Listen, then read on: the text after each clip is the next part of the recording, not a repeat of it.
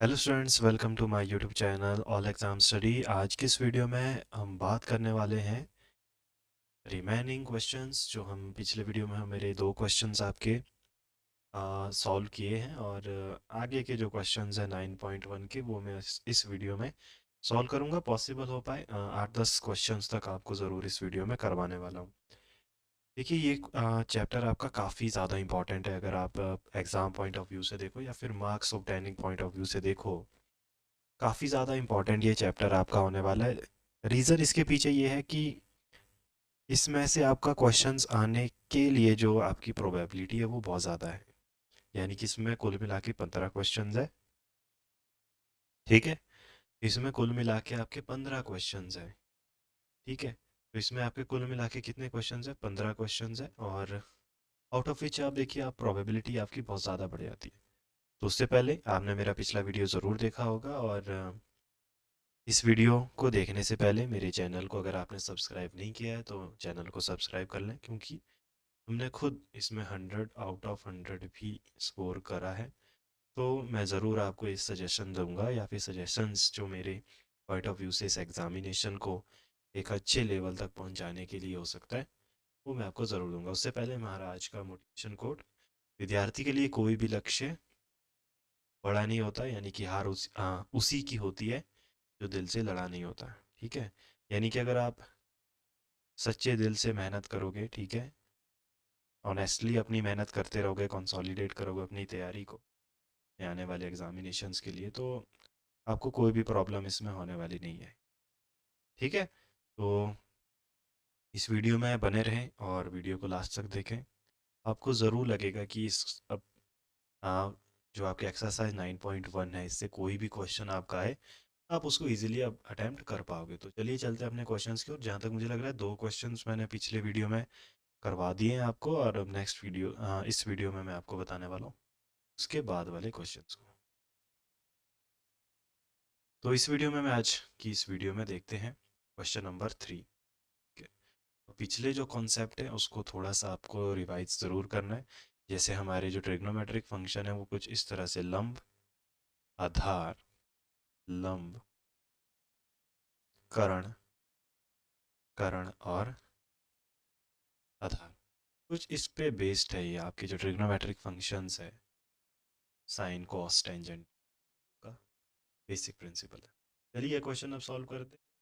कैसे सॉल्व होगा वो हम कंप्लीट इस वीडियो में देख लेते हैं। वीडियो: एक ठेकेदार बच्चों को खेलने के लिए एक पार्क में दो फिसलन पट्टी लगाना चाहती है। 5 वर्ष से कम उम्र के बच्चों के लिए वो एक ऐसी फिसलन पट्टी लगाना चाहती है जिसका शिखर 1.5 मीटर की ऊंचाई पर हो और भूमि के साथ 30 डिग्री का कोण पर झुका हो, और इससे अधिक बच्चों के लिए 3 मीटर की ऊंचाई होगी और 60 डिग्री का कोण है। और याद रखिए, मैंने आपको उन्नयन और अवनमन कोण का भी कॉन्सेप्ट बताया।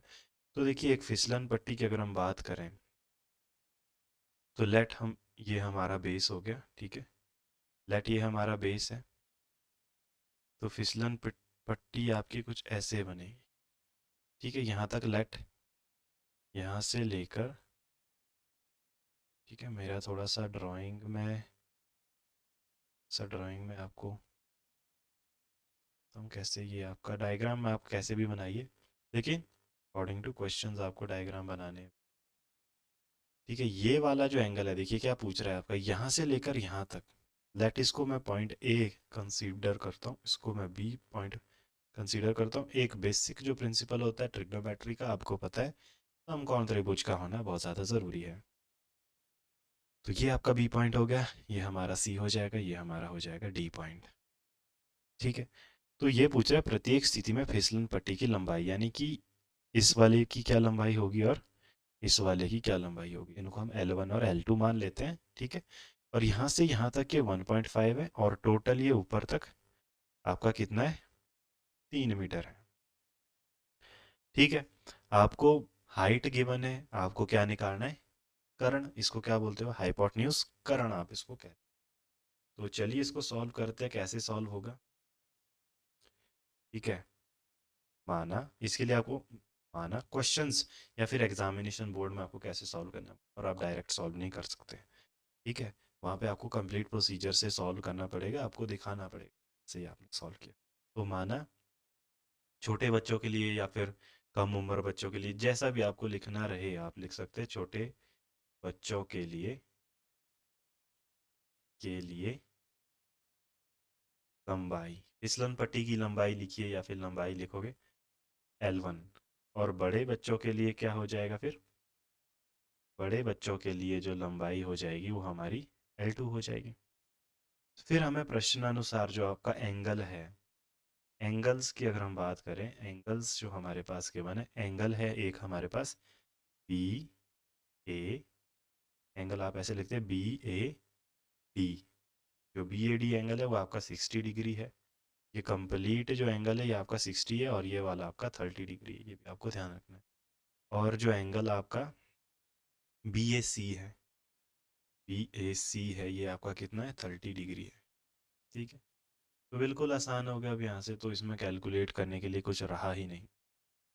ठीक है, इसमें अब इसमें यहाँ पे आगे आपका अब अगर यहाँ से आगे आप करोगे प्रश्नानुसार, प्रश्नानुसार लिखोगे, हमारे पास देखोगे अगर आप लोग त्रिभुज ABC में, ABC, क्योंकि एक समकोण त्रिभुज है, तो इसमें अगर आप देखोगे ये वाला एंगल 30 है, ये आपको गिवन है ये, यानी कि आपको क्या दिया है? लंब दिया है इतना 1.5 मीटर, और आपको कैलकुलेट करना है कर्ण।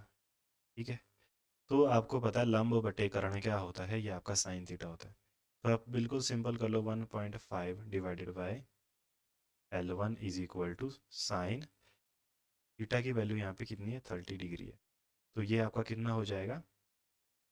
ये हो जाएगा साइन 30 की आपको पता होगा, साइन 30 डिग्री की जो वैल्यू होती है वो होती है 1/2। तो ये आपका हो जाएगा, ये 1/2 इधर आने पे L1 की जो वैल्यू आ जाएगी ये हो जाएगी 1/2।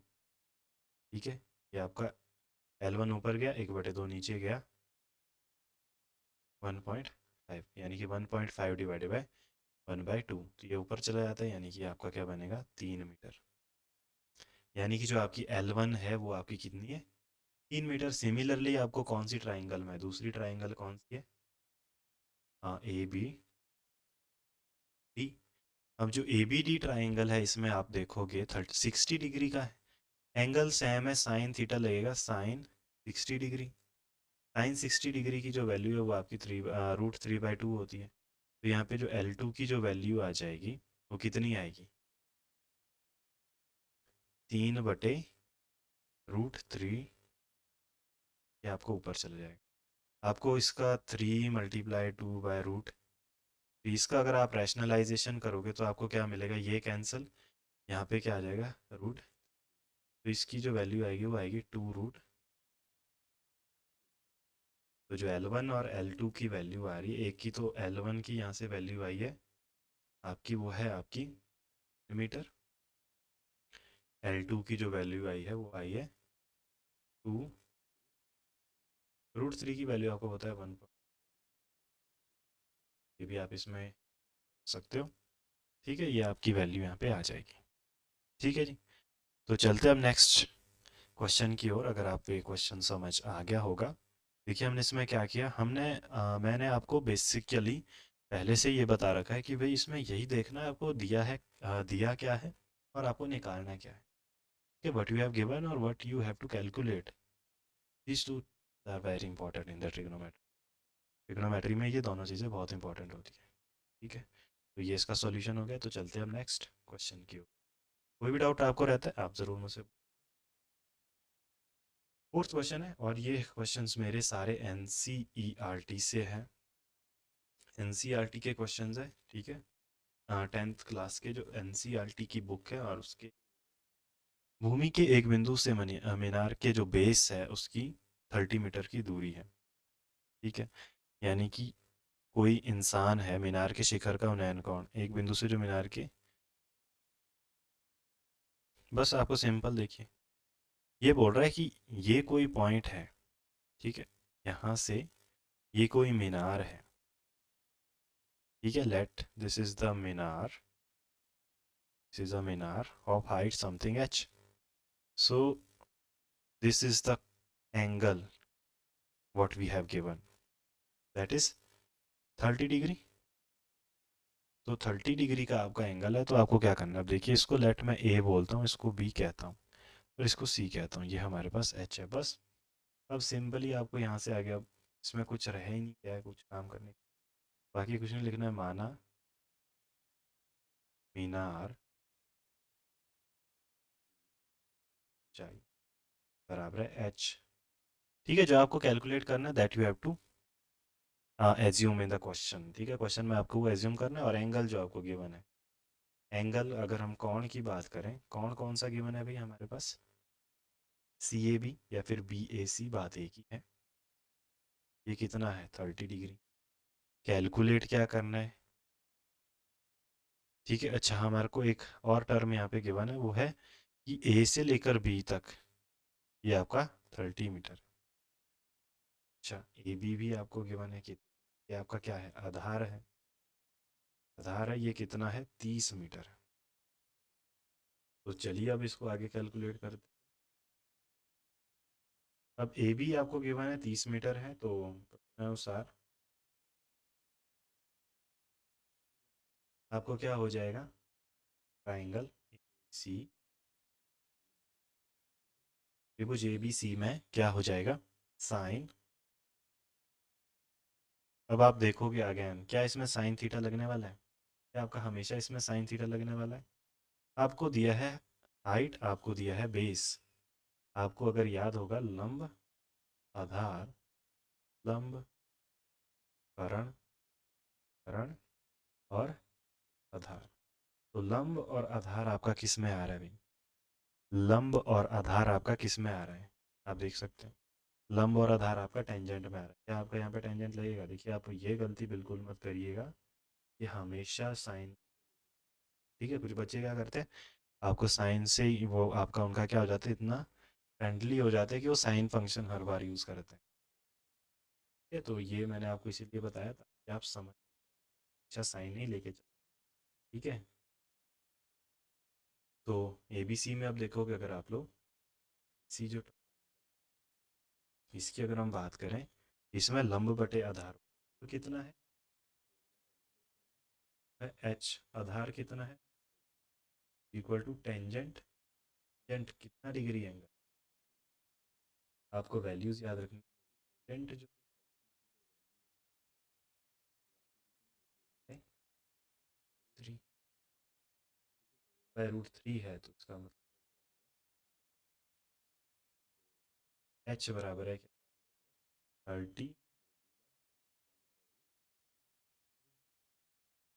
इसको भी आप रैशनलाइज कर सकते हैं। 10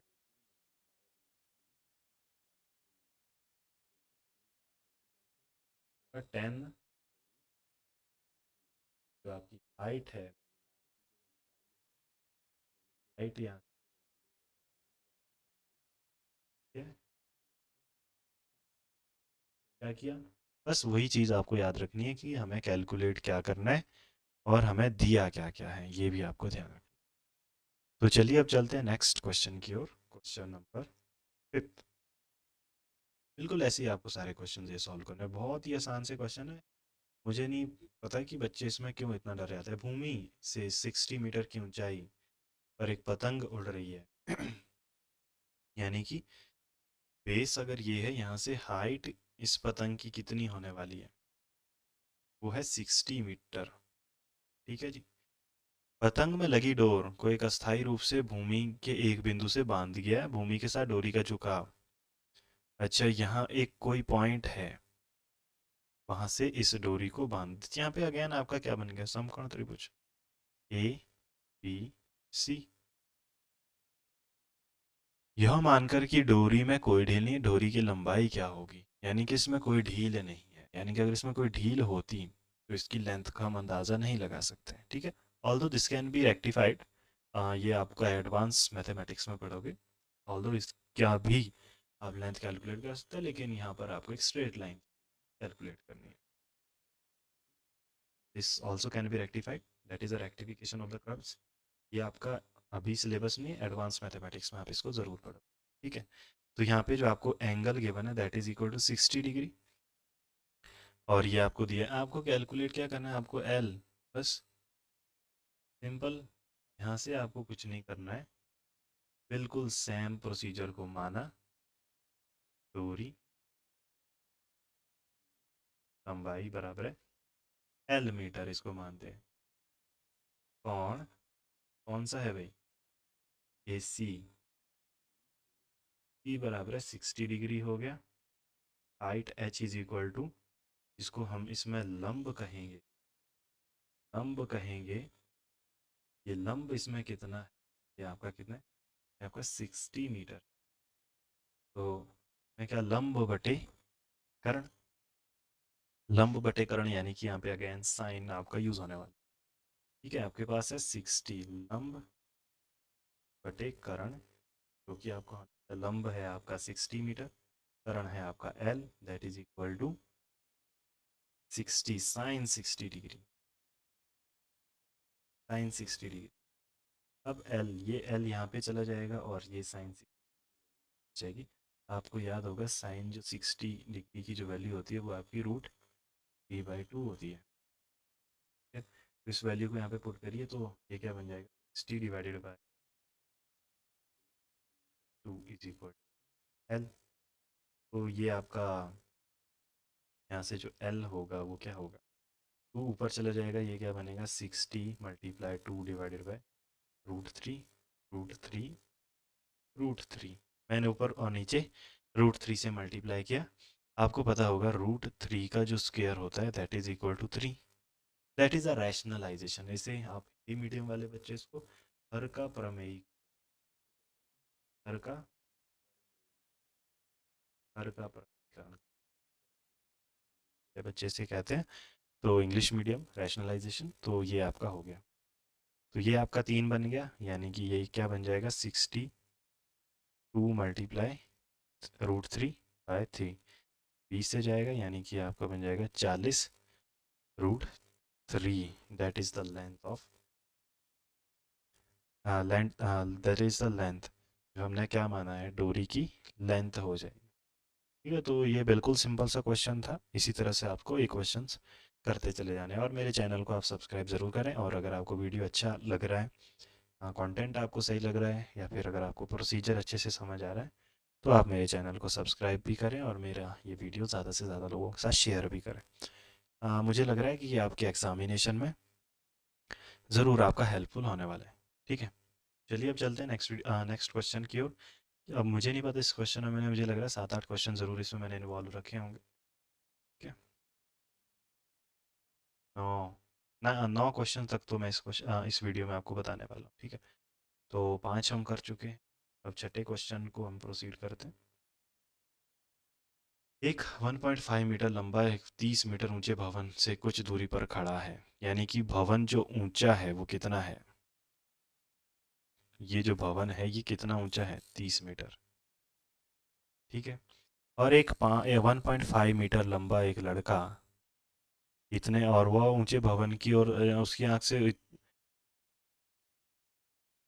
जब वो उस भवन की ओर जाता है तो उसका 30 से 60 हो जाता है। बताइए कि वो भवन की ओर कितनी दूरी चल कर गया। ठीक है, अब देखिए 1.5 मीटर, ये इसको थोड़ा सा ध्यान रखिए, यहाँ पे आपका बेस है वो भी, थोड़ा सा इस क्वेश्चन को थोड़ा सा ध्यान से सॉल्व करिएगा। इस क्वेश्चन को आप बिल्कुल ध्यान से, ये कोई भवन है, ठीक है, और ये इसका बेस है। ठीक है, अब यहाँ से देखोगे यहाँ तक ये आपका कितना मीटर है, 30 मीटर है। अब यहाँ पे कोई लड़का खड़ा है, वो आपका 1.5 मीटर है। अब देखो कौन जो बनने वाला है वो आंख से बनेगा। क्या मेरी बात से आप एग्री कर रहे हो? जो कौन है वो आंख से बनेगा, यानी कि ये जो 1.5 है ये इससे माइनस हो जाएगा, यानी कि जो आंख से अब हाइट रह गई भवन की वो कितनी रह गई है, ये आपका 30 माइनस 1.5 कितना बच जाएगा, 28.5। ठीक है, तो ये 28.5 रहेगी इसकी रिमेनिंग हाइट। ठीक है, इसका थोड़ा सा आपको ध्यान रखना है भाई, ये क्वेश्चन आपको ज़रूर एग्ज़ाम में परेशान कर सकता है। अगर मैं इसको ए मानूँ, बी मानूँ, सी मानूँ, और इसको डी मानूँ, और इसको मैं ई मानूँ, तो ये जो बी डी है ये कितना है 1.5 मीटर, यहाँ से ऊपर का 28.5 मीटर, ये भी आपका 1.5 मीटर। अब देखिए ये यहाँ से चला, पहले कितना डिग्री कोण था 30 डिग्री, लेट ये यहाँ पे पहुंचा और ये एंगल इसका कितना बन गया, अब इसका 60 डिग्री हो गया, कि इसने हमें बोला गया है कि हमें ये दूरी कैलकुलेट करनी है। ठीक है, आप मेरी बात को अगर समझ रहे होंगे, हमें ये वाली दूरी कैलकुलेट करनी है। अगर आप थोड़ा सा लॉजिक लगाओगे, अगर मैं इस वाले को x मानूं, कंप्लीट को x मानूं और इसको मानूं l, ठीक है, अगर मैं इस कंप्लीट को x मानूं या फिर l मानूं, ठीक है, दोनों में से कुछ भी आप मानो, ठीक है, ठीक है, थोड़ा सा इसको चेंज करते हैं, इसको लेट मैं x मानता हूँ और इसको मैं कंप्लीट को l मानता हूँ, यहाँ से लेकर यहाँ तक ये l है। अब आप ध्यान से देखो, अगर मैं ये वाली दूरी इस पूरे में से घटा दूंगा तो मुझे x मिलेगा, जो कि दूरी है a से लेकर b c d e f तक, a से लेकर f तक आने। हमें एग्जैक्टली कैलकुलेट क्या करना है, we need to calculate, calculate, पहले माइंड में क्लियर होना चाहिए कि आपको कैलकुलेट करना क्या है। हमें कैलकुलेट करना है ए से लेकर एफ तक की दूरी, बस यही आपको ध्यान रखना है। ठीक है, यही आपको क्या रखना है, यही आपको ध्यान रखना है। चलिए अब इस क्वेश्चन को भी सॉल्व करते हैं। बिल्कुल, मुझे तो बिल्कुल आसान सा ये क्वेश्चन लग रहा है। माना कुल दूरी, कुल दूरी कितनी है, वो आपकी एल मीटर। तो ये इस वाले ट्राइंगल, बड़ा जो त्रिभुज है A B C, A B C में अगर हम देखें, ये आपका 28 पॉइंट कितना है, ये आपका 28.5 है। तो 28.5 आपका क्या है, लंब है, आपको निकालना है बेस। तो लंब बटे आधार क्या होता है, ये आपका क्या होता है, लंब बटे आधार। आपको मैं हमेशा कहता हूँ, इसका आप याद रखिएगा, ठीक है, हर बार इसको रिवाइज, यही इसका मूल मंत्र है, लंब बटे आधार टेंजेंट। तो टेंजेंट 30, ठीक है, तो ये देखिए क्या बन जाएगा, लंब कितना है 28.5 और आधार हमें पता नहीं है, एल हमने माना है। टेंजेंट 30 की वैल्यू, टेंजेंट 30 की जो वैल्यू है, एक दैट इज 1/√3, वो आपकी 1/3 होती है। ठीक है जी, एल को कैलकुलेट कर लीजिए, ये क्या हो जाएगा 28.5 करनी 3, ये है कुल लंबाई, यानी कि यहाँ से लेकर यहाँ तक कितना है, यहाँ से यहाँ तक कितना है 28.5 करनी 3। अब हमें कैलकुलेट करना है ये वाला छोटा त्रिभुज, त्रिभुज एफ बी सी। अब आपके पास त्रिभुज कौन सा आ गया, अब आपके पास त्रिभुज कौन सा आ गया, सेपरेट लिखते हैं ताकि आपका यहीं पे ये सॉल्व हो जाए। ठीक है,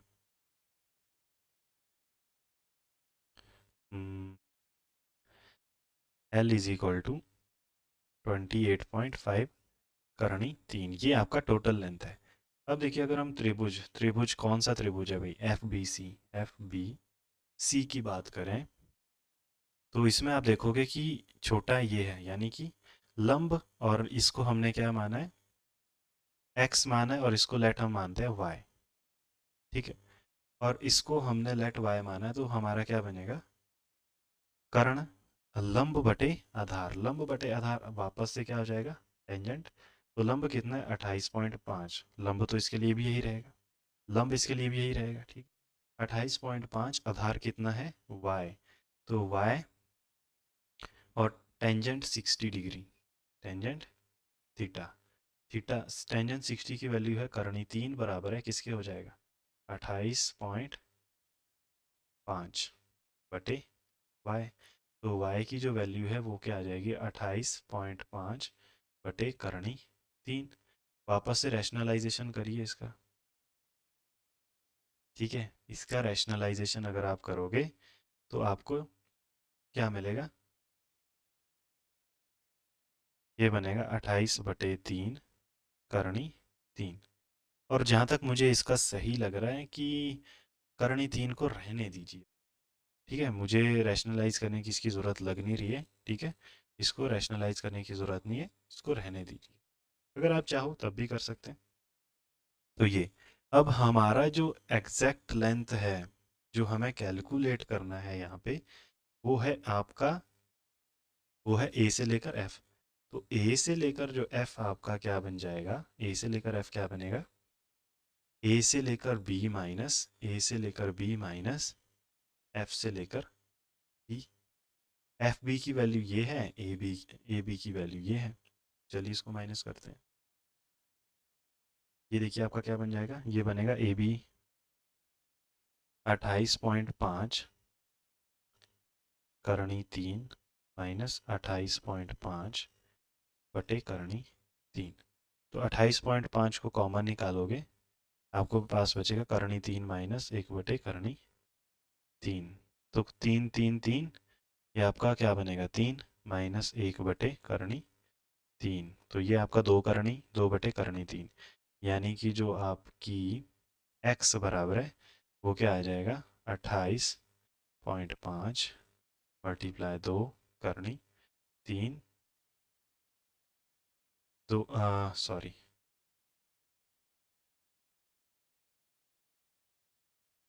क्या हो गया ये, 1 मिनट। चलिए, ये आपका थोड़ा सा टेक्निकल इशू आ गया। चलिए अब देखिए क्या हो गया, 28.5 को हमने कॉमन लिया, 28.5 3 से, ये करनी 3 मल्टीप्लाई करनी 3 3 हो गया, तो 2 बटे करनी 3। तो ये आपका क्या आएगा, 28 गुणा 2 होता है आपका 56, यानी कि ये आ जाएगा 57 बटे करनी 3। ठीक है, ये कितना आएगा, 57 बटे करनी 3। तो 57 आपका क्या होता है, 19 मल्टीप्लाई करनी 3 बटे करनी 3, यानी कि ये आपका क्या आ जाएगा, 19 करनी 3। ये आपका सोल्यूशन आ गया। यानी कि जो x की जो वैल्यू है, यानी कि वो कितना चला, वो आपका 19 करनी 3 इतना मीटर वो ए से लेकर एफ तक चला है। तो टोटल सोल्यूशन कितना है, मैंने आपको कंप्लीट बता दिया, एक बार फिर से बता रहा हूँ। यानी कि जो टोटल था हमारे पास लेंथ, ठीक है, टोटल लेंथ थी ए से लेकर बी तक एल, और ये हमने वाई माना, इसको एक्स माना। ये हमने इससे एल से लेकर हमने एल और वाई को हमने माइनस किया, तो फिर हमें गेट हुआ एक्स। ठीक है, जो कि आपका 19 करनी 3 यहाँ पे आपका फाइनल सोल्यूशन आ गया। ठीक है, तो अब चलते हैं नेक्स्ट क्वेश्चन की ओर। Question number 7। ठीक है, सारे क्वेश्चन एनसीईआरटी के आप को रिलेट कर सकते हैं। भूमि के एक बिंदु से 20 मीटर ऊंचे भवन के शिखर पर लगी एक संचार मीनार और के तल और शिखर के उन्नयन कोण क्रमशः ये है। भूमि के एक बिंदु से एक 20 मीटर ऊंचे भवन पर लगी मीनार। अब देखो भूमि का एक पॉइंट है, ठीक है, और थोड़ा सा ड्राइंग, थोड़ा सा मैं इसको सही से ड्रॉ कर पाऊँ, तो मैं सही से ड्रॉ करता हूँ पहले। ये हमारा हो गया, ठीक है, ये हमारा कोई भवन है। ये कितना मीटर है, ये है 20 मीटर। और यहाँ पे एक और मीनार है, अब इसके ऊपर एक और मीनार है। ये कह रहा है कि भाई इसका जो कोण है, भवन का जो टॉप है और संचार का जो बेस है, संचार मीनार का बेस और इसका जो कोण है, ये इसका तो 45 डिग्री है और ये टोटल आपका 60 डिग्री है। ये ऐसे कह रहा है ए बी सी डी। ये आपका डायग्राम बन गया। पूछ रहा है कि मीनार की ऊंचाई, यानी कि ये एच आपको कैलकुलेट यहाँ पे करना है। ये 20 है, ये 20 प्लस एच हो जाएगा।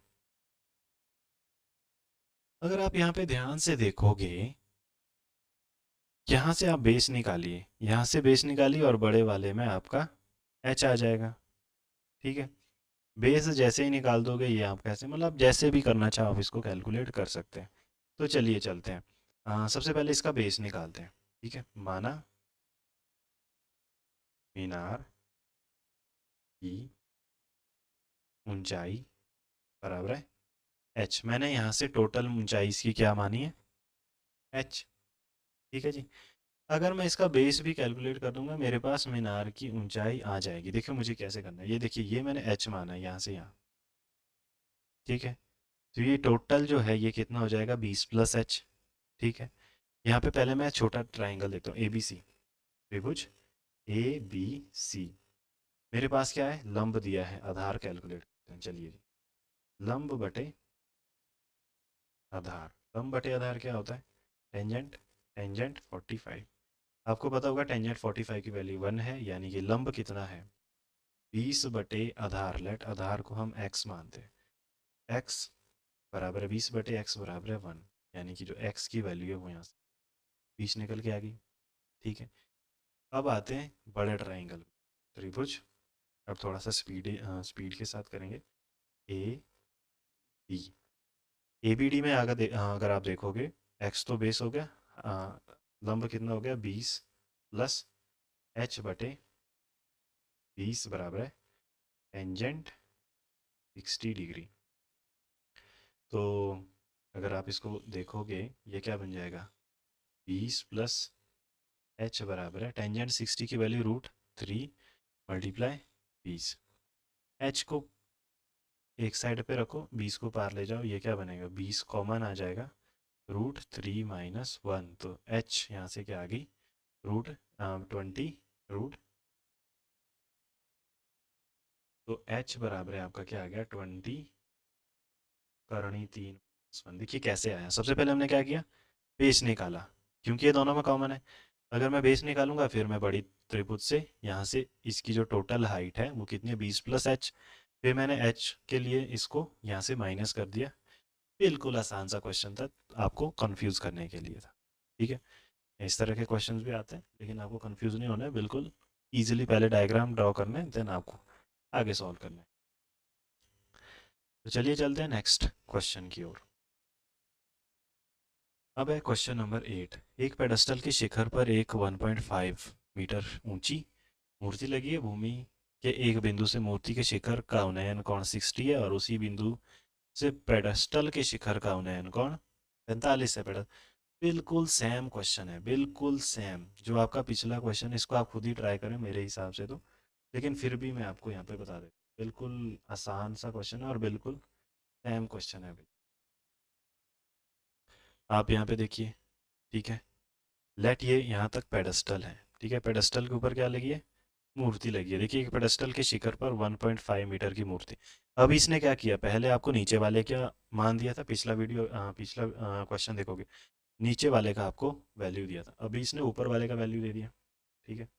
अब इसने ऊपर वाले का वैल्यू दे दिया 1.6 मीटर, नीचे वाले का एच मान लो, क्या दिक्कत है, ठीक है। तो यहाँ से आपको देखिए क्या कर रहा है और क्या पूछ रहा है, भूमि से एक बिंदु से शिखर के उन्नयन कोण, मूर्ति के शिखर का उन्नयन कोण, बस एंगल वही है, एंगल बिल्कुल वही है, कुछ नहीं बदला है। ये 45 आ गया, ये टोटल आपका 60 डिग्री आ गया, ठीक है। एंगल वही है, कोई चेंजेस नहीं है। उसी बिंदु से पेडस्टल के शिखर का उन्नयन कोण, पेडस्टल का शिखर क्या है, ये पेडस्टल के ऊपर क्या लगी है, मूर्ति, बस। तो पेडस्टल की ऊंचाई याद करो, बस इसकी ऊंचाई याद करनी है। क्या दिक्कत है इसमें, आप मुझे बताइए इसमें दिक्कत क्या है, ठीक है। इसमें आपका मुझे लग नहीं रहा है इसमें कोई दिक्कत आपको होनी चाहिए। अब यहाँ पे दिक्कत ये है कि यहाँ पे आपको ये भी नहीं दिया है ना ये दिया है, और कॉमन इसमें ये। अब देखो मैं इसमें कैसे आपको बताता हूँ, चलिए इसको, हाँ क्वेश्चन में थोड़ा सा टेक्निकली क्वेश्चन स्ट्रॉन्ग है। माना आधार, आधार बराबर है कितना, लेट इसको ए लेते हैं, बी लेते हैं, सी लेते हैं, डी लेते हैं। ए बी, इसको मैंने x मीटर माना, ये कितना माना मैंने, x मीटर। अब मैं क्या करूँगा, इन दोनों में से कैलकुलेट करूँगा, ठीक है। तो लंब बटे आधार क्या हो जाएगा, लंब बटे आधार बराबर है टेंजेंट 45 डिग्री। तो लंब कितना है h, आधार कितना है x, बराबर है टेंजेंट 45 की वैल्यू 1, यानी कि h बराबर है x। यानी कि h और x ये दोनों बराबर है, ये जितने भी होंगे ये दोनों बराबर हैं। एक चीज़ आपको क्लियर रखनी, ये दोनों क्या है, बराबर है। तो चलिए अब बड़ा त्रिभुज देखते हैं, ए बी सी। ट्रायंगल आप ज़रूर लिखें, ठीक है, त्रिभुज ज़रूर लिखें ताकि आपकी जो टर्म्स है वो आपकी क्लियर रहें, ठीक है। अब हम देखते हैं बड़ा त्रिभुज, यहाँ पे एंगल आपका 60 डिग्री आ जाता है, ठीक है जी।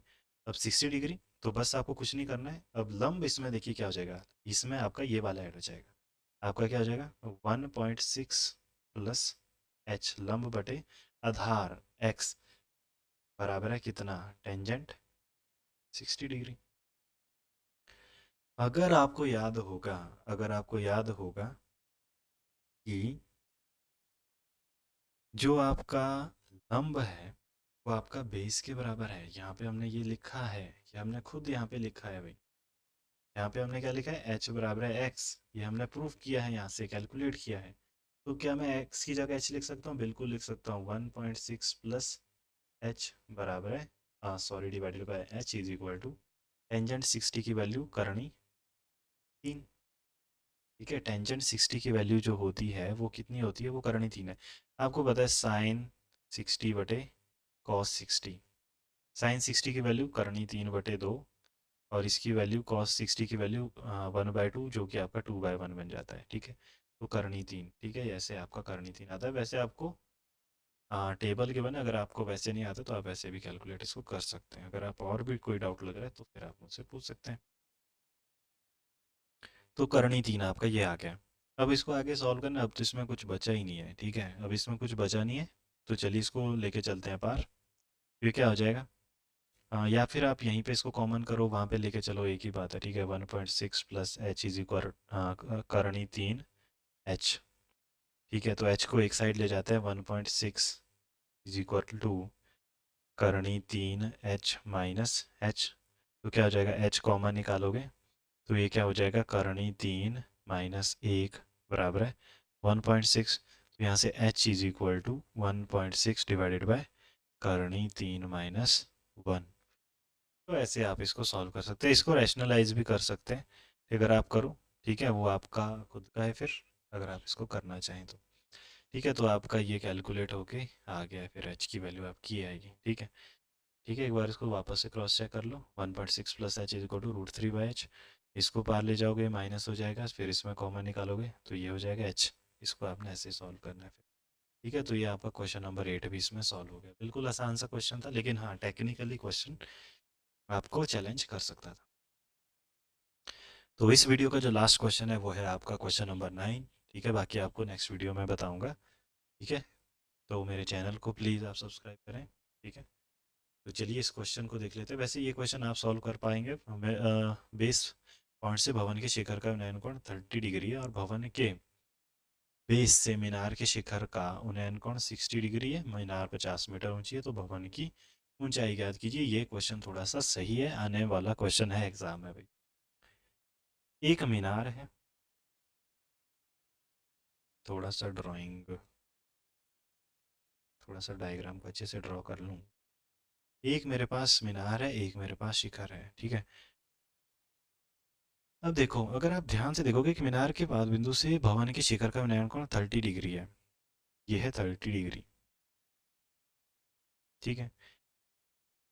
और शिखर और भवन के ये वाला जो एंगल है ये कितना है, ये आपका कितना है भाई, ये आपका लेट एक, देखो इसको मानते हैं हम लोग भवन, इसको मानते हैं मीनार। मीनार बड़ी होती है, ठीक है। यहाँ पे एक कॉन्सेप्चुअली हम देख रहे हैं, ये बोल रहे हैं कि मीनार के बेस से, ये वाला बेस है, इसका जो उन्नयन कोण है वो 30 डिग्री है। उन्नयन कोण कह रहे हैं, नीचे से बेस से है भाई, इनको ऐसे बनाते हैं।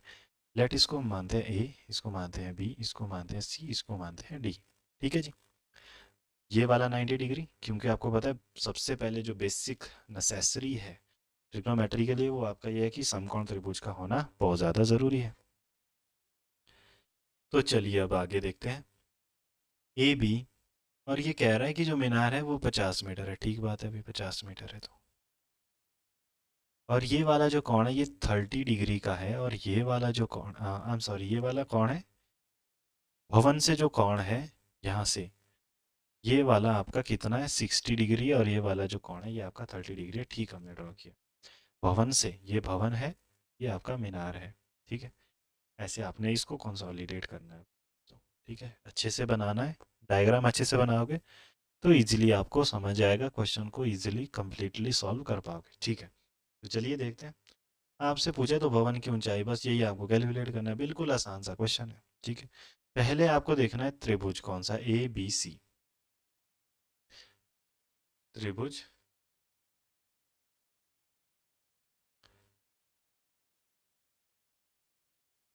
चलिए, तो त्रिभुज हमें क्या माना, सबसे पहले माना जो आपका भवन है, माना भवन की ऊंचाई बराबर है कितना, एच मीटर।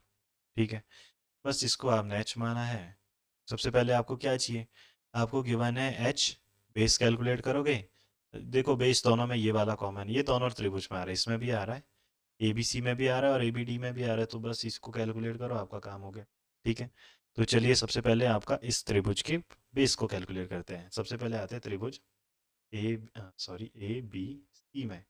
त्रिभुज एबीसी की बात करें अगर, तो इसमें बेस क्या है, लंब क्या है, लंब है 50 मीटर और बेस है, हम लेट इसको एक्स मानते हैं या फिर इसको एक्स मानो वाई मानो कुछ भी मानो, आपके ऊपर है। लंब बटे आधार क्या होता है, लंब बटे आधार। और ध्यान रखिए इस त्रिभुज के लिए जो कोण है वो ये वाला है, ये आपको ध्यान रखना है, 60 डिग्री है इस त्रिभुज के लिए, 60, इसके लिए 30। ठीक है, तो टेंजेंट 60 की वैल्यू, तो टेंजेंट 60 √3 यानी कि 50/x बराबर है √3। ये नीचे आ जाएगी, ऊपर चला जाएगा, यानी कि जो x की वैल्यू है 50/3, ये आपका आ गया।